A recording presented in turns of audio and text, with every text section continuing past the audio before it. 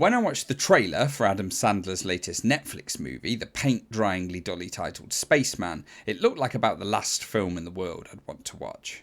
Overused trope of lonely man in spaceship, Adam Sandler, weird talking spider, it all just seemed a bit silly.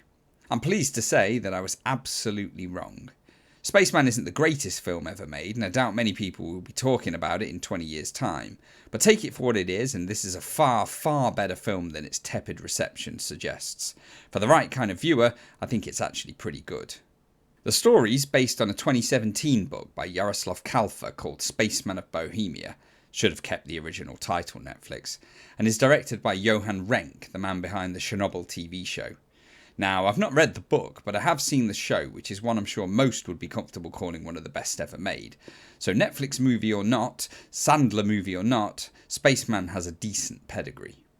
It tells the story of Czech astronaut Jakub Procházka, played by Sandler, who's 6 months into a mission to investigate a strange purple cloud anomaly just outside the orbit of Jupiter. Struggling with the solitude of a space mission, Jakub is missing his wife, Lenka, played by Carey Mulligan, who early on in the film decides to leave him as retaliation for him leaving her and their unborn daughter behind. Things get progressively worse for Jakub until he's surprised one day, and bear with me here, I'm not making this up, to find a giant talking spider arriving on his ship. The arachnid tells Jakub he's there to make an attempt at understanding humans better, and spends the rest of the story doing just that. But will the spider be able to help Jakub put that ever-present loneliness behind him, and what's really happening in that purple cloud of gas near Jupiter? Okay, might as well get this out of the way at the start. The giant spider in this film, whom Jakub names Janusz, played by Paul Dano, is a love it or hate it thing. If when, like me, you first see it talking on screen after a brilliant opening 15 minutes setting up Sandler's character as a lonely astronaut in space, you just want to turn the film off, well, I won't blame you. A talking spider is undoubtedly weird and at first makes the film feel like it's drifting into your usual Adam Sandler comedy. A lot of people just aren't going to be able to get past it. But those people will be missing out a bit, because the spider in this film is actually quite a clever character that's used as both mentor and antagonist to the lonely Jakub, teaching him and pushing his character into changing for the better. Ultimately, that's what this film is, a psychological character study on a spaceship. And it's paced so well, and the writer's use of the spider in the story is handled so well, that by the end of it, any of those scornful thoughts you had at the beginning will have melted away. A good chunk of this success can be attributed to the actors in this film, who bring Jakub's journey to life well. Odd though his character is, Dano is actually tremendous as Janusz. He does his usual soft voice thing, but it works particularly well here and has a touch of the Hal about it, communicating the gentleness of the spider whilst also carrying an underlying threat. I think at this point we'd all agree that Sandler is a far better actor than anyone gave him credit for at the start of his career, and he's great here again, embodying the shattered, sad Jakub whilst also able to shift mood when needed. And lastly, of the big three, Carey Mulligan does a pretty good job too with an isolated role, bringing an anger to a performance that feels real. Spaceman is quite a short film at just 1 hour 47 minutes. I suspect there's been some cutting here. Apparently the movie didn't go down well with its initial test audiences for obvious reasons. But it's compact, well made and looks good. The CGI works for the most part, even if the purple cloud near Jupiter does look a little video gamey. The set design is great, you can see that just from looking at the footage, and the cinematography too, which is dreamlike at times, echoing how Jakub's days on the ship blend one into another. The film has some lovely music that really sells its emotions too.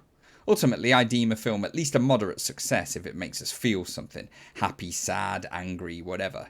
This film delivers on that, especially with regards to that soundtrack. There's something decent about the script here too. Perhaps because it was adapted from a book, they could pinch the best lines, add their own and end up with something fairly strong. Spaceman is super focused on its central story and doesn't really mess around with much else, which means that pretty much every scene contributes to either the narrative or its themes. A lot of modern movies could learn something from this, even if it meant cutting their runtime a little. Spaceman has its faults though, the negative reviews weren't entirely wrong. That lonely man in space trope is so overdone at this point that it doesn't really matter what you do to dress it up, even adding a talking spider, it's going to feel a little old. Nitpicking a bit, but there's a horrible fisheye effect on some flashbacks in the film too that's a bit nauseating.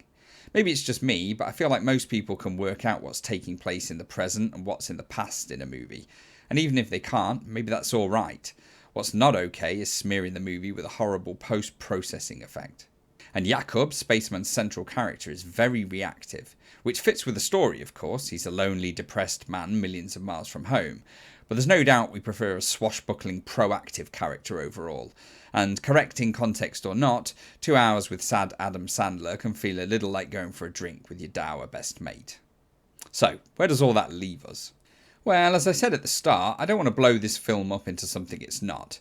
It's a strong piece of character work, but it is an odd film that some will bounce off faster than a tennis ball from Rafa Nadal's racket. It's not memorable, although not every film has to be, but ultimately I've seen far, far worse movies than Spaceman in the past few years. Johan Renck achieves what he sets out to do pretty well, even if he isn't ambitious otherwise.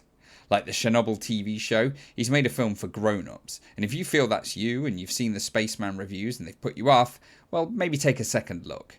If you got anything out of Ad Astra, Sunshine, Solaris or Moon, I don't see why you wouldn't get at least something out of this. Anyway, nothing more to say. This is Movie Mavericks signing out.